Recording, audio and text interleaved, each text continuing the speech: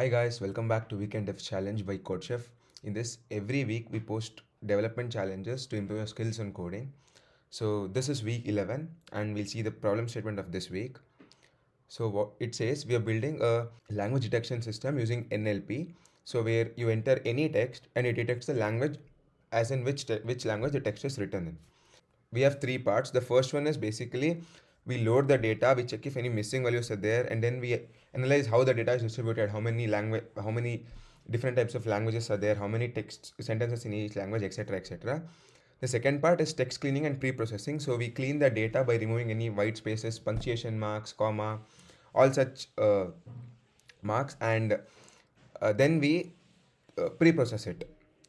So finally, the part 3 would be model training. We train the model and then we test it. So let's start with the part 1. In this, we'll be seeing the part 1. So in the part 1, it says the task says we have to load the data, get the data head, check for missing values, check for empty strings, and get language distribution. So all right. So this is the output format. Let's see. Let's jump into the code. So we are importing three libraries. One is pandas, one more is matplotlib, and one more is seaborn. So then we create a function called load data. In this, we are trying if we can load the data. If it is loaded, then we are saving it as df, and it displays a success message saying that data is loaded successfully. But if it is not there, if the file is not there, then it displays file name was not found. Now what happens? The second function we are creating is get data head. So we are displaying top 10 rows. Here n is 10. So we are displaying 10 rows of the data set. And now we're checking for missing values in that particular data set. So we are returning the sum of each missing value. And then we're checking for empty strings. If there is any empty string, so that is basically we are creating one more column called text. And in that we are putting all the empty strings if there is any. And then we have the final language distribution system where we return the count of each value.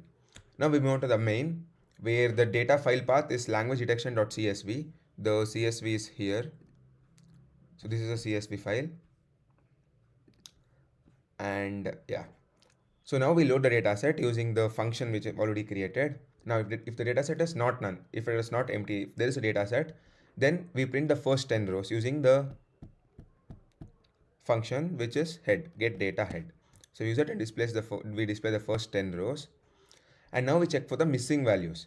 So how do we check for missing values? We already created a function for checking missing values, that is check missing values, and then we input the data which is this one, the data set. And if missing values is 0, if there is no missing values, then we print saying there is no missing value found. Alright, then we check for empty strings. We use the function which we created, check for empty strings, and then we print number of rows with empty string or white spaces only text. Then we print the number of rows that has nothing, that is empty. And if there is nothing empty, then we print no empty text entries found. Now get and display language distribution. So in this, we print the top 10 languages and the head, basically the head of the top 10 languages. And how do we print it? As basically total unique languages. We take the length of each particular language and then we create it. So this was the code. Let me run and show this to you. So this is the output. So the first 10 rows of the data set. The data set is there, so it is successfully loaded. The first 10 rows we're displaying, that is in English. The first 10 rows are in English. So now we check for the missing values. Now the empty string, this is 0, there is nothing empty string.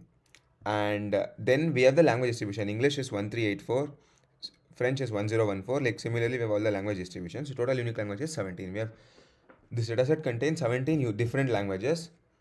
Okay, so now I'll submit the code. Yeah, so that's it. The code worked. So that's it for this video. If you want to try this code, then head to the CodeChef platform right now and give it a try. And I'll see you in the next video. Thank you.